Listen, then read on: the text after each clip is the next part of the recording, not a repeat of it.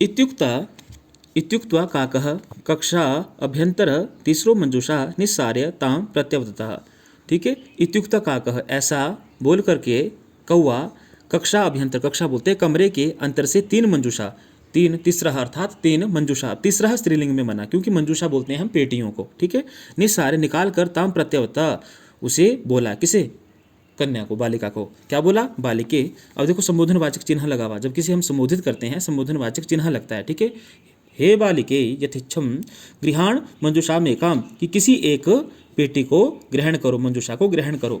लघुत्तमा मंजूषा प्रगृह्य, अब उसमें तीन, एक छोटी थी, एक उससे बड़ी थी, एक उससे बड़ी पेटियां थी, लेकिन कन्या ने क्या किया, लघुत्तमा मंजूषा प्रगृह्य, सबसे छोटी पेटी को ग्रहण किया। बालिकया कथितमीय देव मदीयत तंडुला मूल्यम, उसने कहा कि यही मेरे चावलों का मूल्य है, क्योंकि कौवे ने उसके चावल खाए थे ना।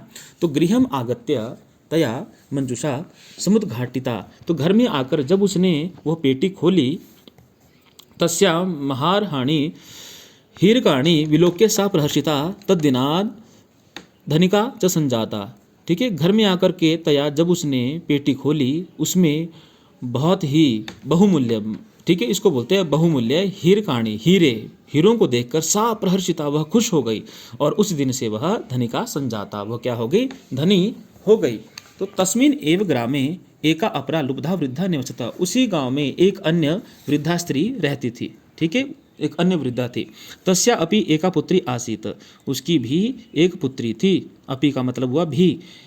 ईर्ष्या सा तस्य स्वर्णकाकस्य रहस्यम अभिज्ञातवती, तो ईर्ष्या के वश उसने उस सोने के कौवे का रहस्य जान लिया था। अभिज्ञातवती सूर्यातपे तंडुला निक्षिप्य, अब धूप में चावलों के निरीक्षण के लिए तया अपि, उसने भी स्वसुताम, सूत बोलते हैं सूता कन्या को, सूत होता है लड़का और सुता होती है बालिका, लड़की। ठीक है, अपनी कन्या को रक्षार्थम नियुक्ता, चावलों की रक्षा के लिए नियुक्त किया।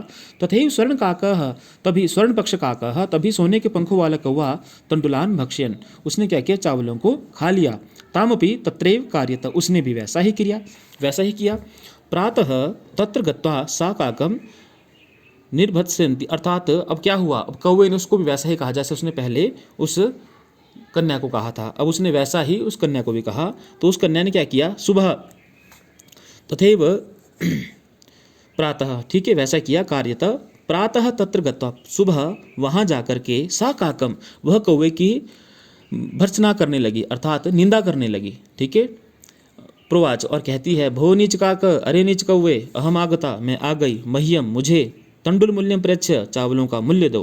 काको अब्रवीत, कौवा बोला, अहम त्वत्कृते, मैं तुम्हारे लिए सोपान उतारयामी, सीढ़ियाँ उतारता हूँ।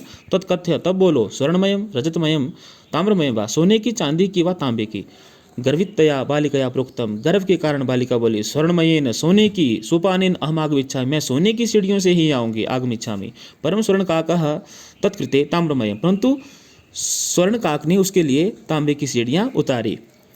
प्रायच्छ स्वर्ण काकः ताम भोजनपि, तब सोने के कौवे ने उसे भोजन के लिए भी पूछा, ताम्रभाजने, और अंत में तांबे की ही पात्र में उसे भोजन दिया। ठीक है कार्यतः प्रतिनिवृत्ति काले स्वर्ण काकेन, और वैसा ही करने के पश्चात सोने के कौवे ने, कौवे ने कक्षाभ्य अंतर, तो कमरे के अंदर से तीसरो मंजुषा तत्पुरः, उसके सामने, कमरे के अंदर से, तत्पुरः, पूरा होता है सामने, उसके सामने, सुक्षिप्ताः, तीन पेटियां रखी। लोभाभिष्टाः, और लोभ के कारण, सा बृहत्तमा मंजूषा, उसने सबसे बड़ी पेटी गृहीतवती, ग्रहण की। गृहमागत्य, घर में आकर के, सा तर्षिता यावत, उसने लालच के कारण, जब मंजूषाम उद्घाट्यति, जब उस पेटी को खोला, तावतस्याम भीषणः कृष्ण सर्पो विलोकितः, तब उसने भीषणः, उसके अंदर बहुत बड़ा काले रंग का सांप देखा।